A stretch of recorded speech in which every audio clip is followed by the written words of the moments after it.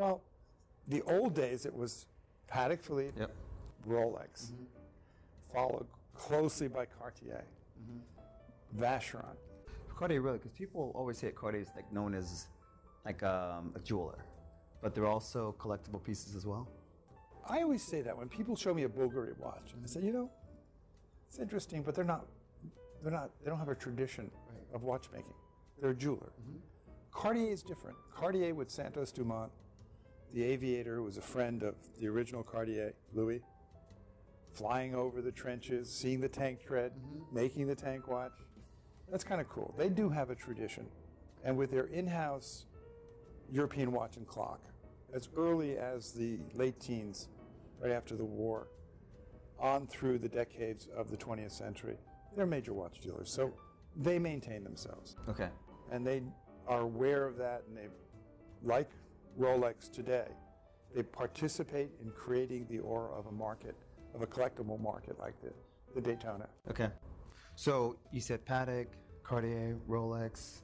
And I think today, with the entrance of the millennials, which we've been trying to get involved, and they're in the last, this is 2017, the last literally 2 years, I start seeing more.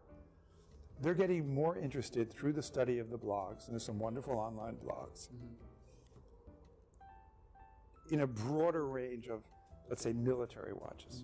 So that Zenith, or especially Omega, or especially Zodiac, and I just am myself starting to collect more Abercrombie and Finch, and of course Hoyer. So these names that were middle market watches in the 40s, 50s, 60s, especially the 60s and 70s, with these chronographs that make great statements, either 2-register or 3-register, round button, the earlier ones were square button.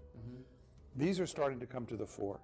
So it's still possible that these watches that we're selling for $200, $150 in the 60s and 70s are starting to see Longines. Yeah. I just saw a watch that I respect this guy, a collector from New England, a dealer, showed me, he bought on the floor today, a Longines round button, central register.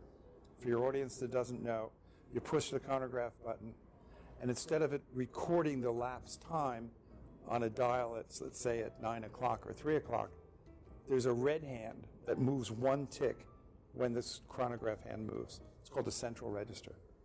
Immaculate Longines. I said, John, what'd you pay for that? And he smiled and said, well, what do you think, Ed? And I said, I don't know, 10, 20,000. This is a steel Longines. $90,000. Wow. So good. It's amazing.